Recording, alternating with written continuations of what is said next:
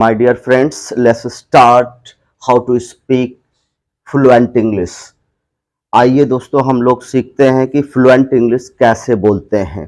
Fluent English बोलने के लिए, धारा प्रवाह इंग्लिश को बोलने के लिए कुछ इंपॉर्टेंट बातें हैं जो आपको सीखनी चाहिए। अगर ये बातें आपने फॉलो करना स्टार्ट कर दिया तो नो डाउट आपकी इंग्लिश बहुत ही बेहतरीन हो जाएगी और आप फ्लुएंट स्पीकर बन जाएंगे। तो उसी सीरीज में आज हम लोग सीखेंगे सम पोलाइट फ्रेजेस। कुछ ऐसे इंपॉर्टेंट फ्रेजेस को सीखना है आज। शिष्टाचार के कुछ ऐसे वाक्यों को आज हम लोग सीखेंगे जो हमारी डेली रूटीन में बातचीत के दौरान बोले जाते हैं। अगर हम इन छोटे छोटे फ्रेजेस को, छोटे छोटे सेंटेंस की तरह यूज होने वाले सेंटेंसेस को अगर हम लोग यूज करना सीख गए तो नो डाउट हम लोग क्या बनेंगे, एक अच्छे स्पीकर बन जाएंगे। क्योंकि जो लोग अंग्रेजी में या किसी लैंग्वेज में बात करते हैं तो वो बहुत लंबी चौड़ी बात नहीं करते हैं, यानी बातचीत के दौरान लेक्चर नहीं दिया जाता है, बल्कि छोटी छोटी बातों के जरिए हम अपनी बात से लोगों को कन्विंस करना सीखते हैं और सिखाते हैं। तो आइए हम लोग सीखते हैं कि कुछ ऐसे फ्रेजेस जो पोलाइट हैं, यानी जो शिष्टाचार के दौरान हम लोगों को यूज करना ही चाहिए। यानी अगर हम किसी से बातचीत कर रहे हैं तो उस समय हमें खुद भी पोलाइटली किसी से बात करना चाहिए और हम ये चीज सोचते भी हैं कि लोग मेरे साथ भी ऐसा ही पोलाइटली बातचीत करें। तो चलिए कुछ सेंटेंसेस हैं आज हम लोग सीखेंगे। पहला सेंटेंस है आई am sorry I could not make it that day. दोस्तों आपको ये सीखना है कि अगर आई एम सॉरी लिखा हुआ है तो आपको इसे शॉर्ट फॉर्म में यूज करना है, कंट्रैक्टेड फॉर्म में यूज करना है। आई एम सॉरी को आई एम सॉरी बोलना है। क्या बोलना है? आई एम सॉरी बोलना है। आई एम सॉरी के स्थान पर आई एम सॉरी की जगह क्या बोलेंगे? आई एम सॉरी, ताकि आपका कॉन्वर्सेशन शॉर्ट होता जाए। यानी कि आप जो है बात को जितना शॉर्ट करेंगे उतना ही वो अच्छा और पॉलिश्ड माना जाता है। आई कुड नॉट लिखा हुआ है तो आई कुड नॉट के स्थान पर आई कुडंट यूज करेंगे। कुड नॉट का जो कॉन्ट्रैक्टेड फॉर्म होगा वो क्या होगा? कुडंट होगा। तो आई am sorry I couldn't make it that day. चलिए साथ में मीनिंग भी समझते हैं ताकि आपको समझने में कोई प्रॉब्लम ना हो। चलिए, आई एम सॉरी तो हम सभी लोग जानते हैं कि अगर मुझसे कोई गलती हो गई, कोई मिस्टेक हो गई तो हमें पोलाइटली क्या कहना चाहिए? I am sorry. We should accept our mistake, हम सबको अपनी अपनी मिस्टेक को एक्सेप्ट करना चाहिए, एडमिट कर लेना चाहिए और क्या बोलना चाहिए? सॉरी बोलना चाहिए। I am sorry. लेकिन ये वर्ड कब यूज करेंगे, ये सेंटेंस, ये फ्रेज कब यूज करते हैं दोस्तों? I couldn't make it that day, यानी जब आपने किसी को वादा किया था कि मैं कल आपको फला समय पर मिलूंगा, लेकिन आप किसी कारणवश वहां नहीं पहुंच पाए और आपको दुख होता है, आप सॉरी बोलते हैं और ये कहेंगे आई am sorry I couldn't make it that day. मैं उस दिन नहीं आ पाया, आप लोगों को समय दिया था लेकिन नहीं आ पाया, तो आपको क्या कहना होगा? I am sorry I couldn't make it that day. Okay, चलिए नेक्स्ट सेंटेंस की तरफ मूव ऑन करेंगे और समझेंगे। आई am sorry I couldn't make it in time.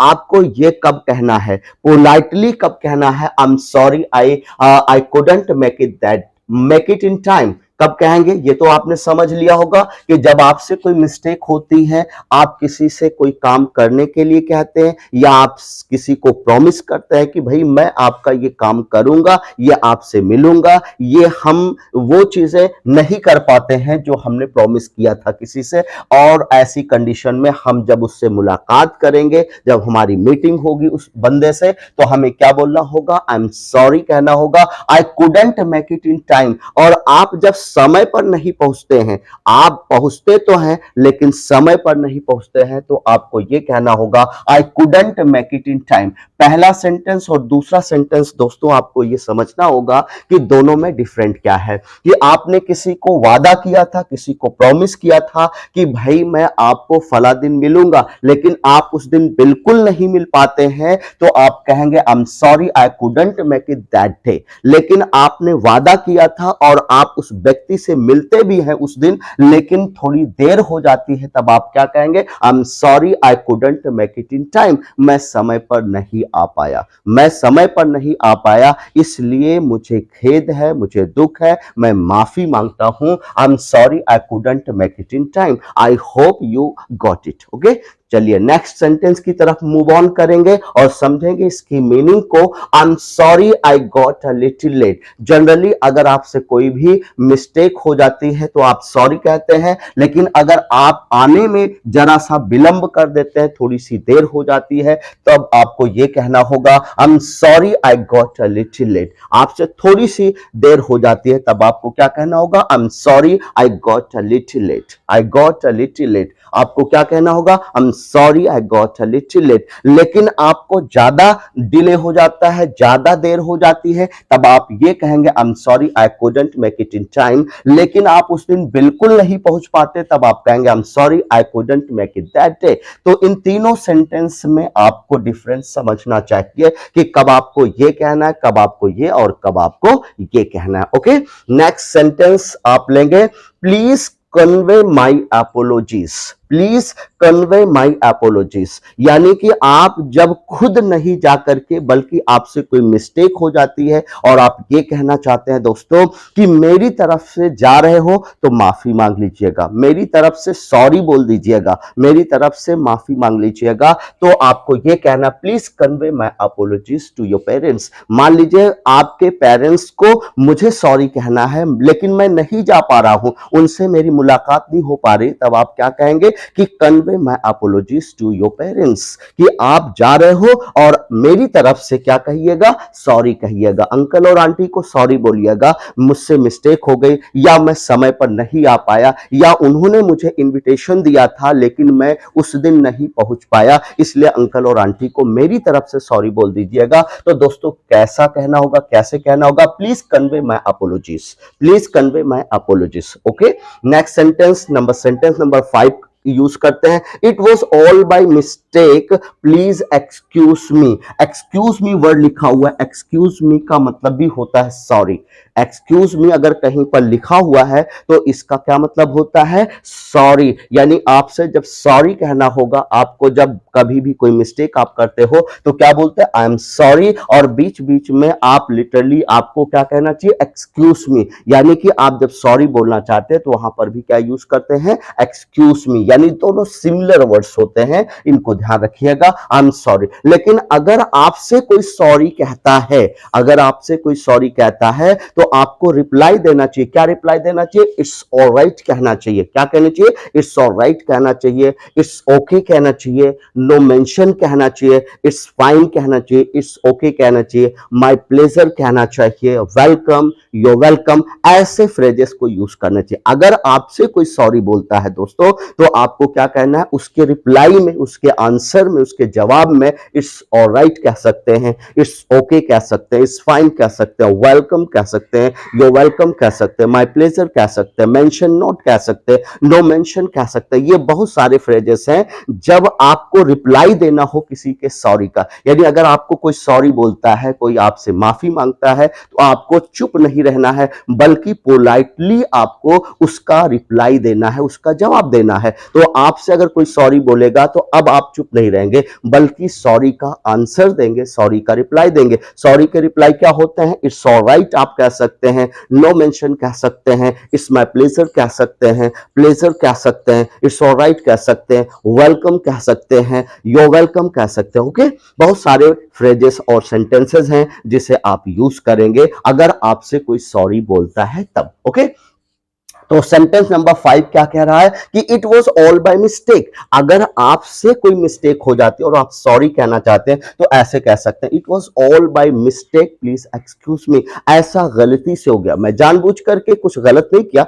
लेकिन ऐसा गलती से हो गया। It was all by mistake please excuse me, it was all by mistake please excuse me. आपको बिल्कुल नॉर्मल बिहेवियर करना है, आपको बहुत एक्साइट नहीं होना है, आपको जल्दी जल्दी कॉन्वर्सेशन नहीं करना है। दोस्तों बातचीत बातचीत का मतलब ये नहीं होता है कि हम कोई चीज रट करके आ रहे हैं और उसको फ्लुएंटली बस बोलते जा रहे हैं और अगला व्यक्ति सुन रहा है। नहीं, ऐसा नहीं करना है, बल्कि आपको एक नॉर्मल बिहेवियर करते हुए, एकदम सामान्य स्थिति में रहते हुए आपको लोगों से बातचीत करना है। तो जो सेंटेंसेस और फ्रेजेस हम लोग यूज कर रहे हैं, इसको आप देखेंगे नो डाउट कहीं ना कहीं आप अपनी डेली रूटीन लाइफ में यूज करते ही हैं। यानी आप हिंदी में यूज करते हैं, लेकिन मैं आपको इंग्लिश के सेंटेंसेस के फॉर्म में बता रहा हूं, हिंदी भी बता दे रहा हूं ताकि आपको समझना, बट आपको ट्रांसलेट नहीं करना है। बच्चे गलती कहां करते हैं, जब किसी चीज को ट्रांसलेट करना स्टार्ट करते हैं तो वहीं पर प्रॉब्लम क्रिएट होती है और सोचना हिंदी में शुरू करते हैं। Please stop thinking in Hindi. आपको तुरंत स्टार्ट करना किसमें, each and every item you have to think in English and do everything in English. आपको इंग्लिश में ही करना है, इंग्लिश में ही सोचना है। आपको कुछ भी जो भी आपके सामने आता है, कोई बच्चे के अंदर हेजिटेशन होती है कि भैया हम इंग्लिश नहीं बोल पाते, हम संकोच करते हैं, तो प्लीज आप मिरर के सामने खड़े हो जाइए और बोलना स्टार्ट करिए। दर्पण के सामने जब आप खड़े होंगे और खड़े होकर के बोलना स्टार्ट करेंगे तो आपके अंदर कॉन्फिडेंस डेवलप होगा, और जब तक कॉन्फिडेंस नहीं डेवलप होगा तब तक आप कोई चीज बोल नहीं सकते। बोलेंगे प्रॉब्लम क्रिएट होगी। तो प्लीज आपको क्या करना है, you have to stand before a mirror and without any hesitation you have to start speaking yourself. अपने आप से बात करिए, किसी से बात मत करिए, और ये मानिए कि वो व्यक्ति जो सामने दर्पण में दिख रहा है, शीशे में दिख रहा है, वो कोई अदर पर्सन है और उससे आप बातचीत करें, लेकिन एकदम नॉर्मल बिहेवियर करते हुए बोलना है। दोस्तों आपको बिल्कुल हेजिटेट नहीं करना है, ये पॉइंट्स आपको याद रखना। ओके, नेक्स्ट वन है number 6, I am very sorry I couldn't help you. अगर आप किसी चीज को लेकर के किसी की मदद करना चाहते थे लेकिन आप उसकी मदद नहीं कर पाए, आप बिल्कुल हेल्पलेस हो जाते हैं, आप बिल्कुल इस कंडीशन में आ जाते हैं कि आप उसकी मदद ही नहीं कर पाए, आप करना चाहते थे लेकिन मदद नहीं कर पाए, तो आपको कहना चाहिए I am sorry, I am very sorry, I am really so sorry, I couldn't help you. I couldn't help you, I am sorry कह सकते हैं, आई एम सो सॉरी कह सकते हैं, आई एम वेरी सॉरी कह सकते हैं, और आपको क्या कहना है, आई कुडंट हेल्प यू, मैं आपकी दोस्त मदद नहीं कर पाया, उसके लिए मुझे माफ करिएगा। I am sorry, I am so sorry, I am very sorry, I am helpless, I couldn't help you. Okay, next one, see number 7 देखते हैं, sorry to have disturb you. Sorry to have disturb you. मान लीजिए आप किसी के घर पर पहुंचते हैं और वो बंदा किसी काम में बिल्कुल मसरूफ है, एकदम बिजी है, अगर वो व्यस्त है, बिजी है और आप के पहुंचते ही वो डिस्टर्ब हो जाता है, यानी कि आपका वेलकम करने के लिए, हालांकि वो काम कर रहा था लेकिन वो अपना सारा काम छोड़ करके आपकी हेल्प करने की कोशिश करता है, यानी आपका वेलकम करता है, तो ऐसी कंडीशन में आपको क्या कहना है, sorry to have disturb you, मैंने आपको डिस्टर्ब किया, इसके लिए माफ कीजिएगा, sorry to have disturb you. कभी कभी ऐसा ही होता है, हम जनरली सडनली किसी के घर पहुंच जाते हैं और वहां पर वो बंदा क्या कर रहा है, मेरा फ्रेंड्स है, मेरे अंकल है, आंटी है, कोई भी है, तो वो अगर काम कर रहे हैं और मेरी वजह से वो डिस्टर्ब हो जाते हैं, मतलब काम बंद कर देते हैं, तो मुझे क्या कहना चाहिए, sorry to have disturb you, मेरी वजह से आपको डिस्टर्ब हो गया, मैंने आपको डिस्टर्ब कर दिया आकर के, प्लीज सॉरी। यानी कि आपको क्या कहना है, सॉरी तुरंत बोलना है। ये होता है पोलाइटनेस, लेकिन कुछ लोग होते हैं सॉरी नहीं बोलते हैं, तो दोस्तों ऐसे लोग जो है अच्छे स्पीकर नहीं होते हैं, अच्छे वक्ता नहीं होते हैं। अगर आपको अच्छा स्पीकर बनना है, if you want to be a good speaker, तो आपको क्या करना होगा, तो सॉरी को फॉलो करना होगा। अगर कोई आपसे सॉरी कहता है तो आपको सॉरी का रिप्लाई कैसे देना मैं आपको बता चुका हूं, इसका अलग से वीडियो भी बनाया हूं कि कौन कौन से वर्ड्स होते हैं जो सॉरी के रिप्लाई में दिए जाते हैं। नंबर 8 पर आते हैं, I beg your pardon. I beg your pardon generally हम कब करते हैं दोस्तों, इसका भी वही मतलब होता है जो एक्सक्यूज मी का मतलब होता है। I beg your pardon, excuse me, sorry, I am so sorry, I am very sorry, I am really very sorry. अगर ये सारे वर्ड्स देखें तो इन सब की जनरल एक ही मीनिंग है। कहीं कुछ लोग क्या बोलते हैं, सॉरी कहते हैं, कुछ लोग आई एम सॉरी कहते हैं, कुछ लोग आई एम वेरी सॉरी कहते हैं, कुछ लोग सो सॉरी कहते हैं, कुछ लोग एक्सक्यूज मी कहते हैं, कुछ लोग आई बेग योर पार्डन कहते हैं। जनरली दोस्तों आई बेग योर पार्डन उस समय कहना चाहिए जब मान लीजिए आप किसी से फोन पर बात कर रहे हैं और उस बंदे की आवाज नहीं आ रही, आप बार बार हेलो हेलो हेलो आप कहते हैं, तो आप आपको इससे ये इनकन्वीनियंस होना शुरू हो जाता है कि उधर से आवाज नहीं साफ सुनाई पड़ रही है, तो आपको ये कहना चाहिए आई बेग योर पार्डन, यानी कि आपकी आवाज मुझे सुनाई नहीं पड़ रही है, या जो आप बोल रहे हो सही से मैं सुन नहीं पा रहा हूं, प्लीज उसे रिपीट कर दीजिए। रिपीट इट अगेन आपको कहने की जरूरत नहीं, उसके स्थान पर क्या कहना है, आई बेग योर पार्डन कहना है। क्लास में अगर टीचर आपको पढ़ा रहे हैं और अगर आप एज ए स्टूडेंट पढ़ रहे हैं और अगर इस टीचर ने कोई बात बताई और आप समझ नहीं पाए और आप चाहते हैं कि उस चीज को टीचर फिर से रिपीट कर दे, तो आपको ये नहीं कहना है sorry sir I am not able to hear what you said, तो आपको ये कहना की जरूरत नहीं है कि रिपीट इट अगेन, आपको ये सब नहीं कहना, सिर्फ आपको क्या कहना, आई बेग योर पार्डन कहना है। इसका यही मतलब होता है कि टीचर ने जो कुछ बोला, जो कुछ कहा वो आप समझ नहीं पाए, अगर समझ नहीं पाए तो आप चाहते हैं कि वो चीज फिर से रिपीट कर दिया जाए, फिर से दोहरा दी जाए, तो आपको क्या कहना होगा, आई बेग योर पार्डन कहेंगे। आपसे आपको यही कहना है, आपको ये नहीं कहना है प्लीज रिपीट इट, आपको ये नहीं बोलना है कि I was unable to hear what you said, कि आपने जो कुछ कहा मैं सुन नहीं पाया या समझ नहीं पाया, फिर से आप उसको रिपीट कर दीजिए। आपको दोस्तों क्या कहना होगा, आई बेग योर पार्डन, सिर्फ इतना कहना होगा। अगर आप फोन पर बात कर रहे हैं और चाहते हैं कि जो आवाज आप ठीक से नहीं सुन पाए फिर से वो चीज दोहरा दी जाए, तो आपको क्या कहना होगा, आई बेग योर पार्डन कहना होगा, एक्सक्यूज मी कहना होगा। जनरली एक्सक्यूज मी कहां यूज करते हैं, कि जैसे कोई भी चीज जहां डिस्टर्बेंस क्रिएट हो जाता है तो वहां पर एक्सक्यूज मी कहते हैं। बाय द वे आप कहीं पर जा रहे हो, रास्ते में दो लोग खड़े हैं और आप चाहते हो कि दोनों लोग थोड़ा सा रास्ता दे दें और आप वहां से गुजर जाएं, तो भी आपको क्या कहना होगा, एक्सक्यूज मी कहना होगा। यानी जब आप चाहते हैं कोई आपकी तरफ ध्यान दे तब आपको क्या कहना होगा, एक्सक्यूज मी कहना होगा। बाय द वे आप किसी बैंक में जाते हैं, वहां पर काउंटर पर आप चाहते हैं कि मैडम या सर जो भी है वहां काउंटर पर वो आपकी तरफ ध्यान दे, आपकी बात को सुने, तो भी आपको क्या कहना होगा, excuse me sir, excuse me ma'am. ऐसे वर्ड्स को आपको, ऐसे फ्रेजेस को यूज करना है। जब भी आप चाहते हैं कि कोई व्यक्ति अपने काम में बिल्कुल बिजी है और आप उसकी तरफ, वो आपकी तरफ ध्यान दे, आपकी बात को सुने, तो फौरन कहना चाहिए एक्सक्यूज मी। क्या बोलेंगे, excuse me sir, excuse me ma'am बोलेंगे, और वैसे ही वो तुरंत आपकी तरफ ध्यान देगा और आपसे आपकी प्रॉब्लम के बारे में पूछेगा, व्हाट्स द प्रॉब्लम, या what can I help you, आपसे वो कहेगा what can I help you sir, मैं आपकी क्या मदद करूं। तो ऐसे छोटे छोटे फ्रेजेस हम लोग यूज करेंगे, सीखेंगे, ताकि हम लोग इंग्लिश को फ्लुएंटली बोल सके। नेक्स्ट वन है अलाउ मी टू से। अगर आप चाहते हैं कि कई लोग बैठे हैं और आप भी कुछ कहना चाहते हैं, तो आप कहेंगे अलाउ मी टू से, मुझे भी कहने की अनुमति दी जाए, मुझे भी कहने की क्या दी जाए, अनुमति प्रदान की जाए, अलाउ मी टू से। आप जैसे 10 लोग बैठे हैं और वो सारे के सारे आपसे सीनियर पर्सन हैं और आप चाहते हो कि उनके बीच में आप खड़े होकर के कुछ बोले, तो आपको क्या कहना होगा, अलाउ मी टू से, मुझे भी कहने की परमिशन दी जाए, allow me to say. Okay, next last sentence है, लास्ट फ्रेज है दोस्तों, may I have your attention please. आप अक्सर सुनते होंगे जब रेलवे स्टेशन पर जाते हैं, कहीं भी जाते हैं, तो वहां पर अनाउंसमेंट होता रहता है, may I have your attention please, ladies and gentleman may I have your attention please. यानी कि वो चाहता है कि आप उसकी बात को सुने। तो आप जब किसी ऐसे लोगों के बारे में कि जो आपस में व्यस्त हैं, आपस में बिजी हैं और आप चाहते हैं कि वो लोग आपकी बात को सुने, तो आपको क्या कहना होगा, may I have your attention please, may I have your attention please, यानी जरा मेरी बात को सुनिए। यहां पर जो प्लीज वर्ड यूज किया गया, प्लीज का मतलब होता है कृपया, और प्लीज का मतलब होता है जरा, जरा मुझे एक गिलास पानी दीजिए, please give me a glass of water, please get me glass of water. Okay, तो इस तरह से प्लीज को हम बहुत ही पोलाइटली यूज करते हैं, लेकिन जब आप सॉरी कहना चाहते हैं या आपसे कोई सॉरी कहता, तो प्लीज रिप्लाई जरूर दीजिएगा। तो आप बताएंगे कि सॉरी के जवाब में क्या क्या हम कह सकते हैं।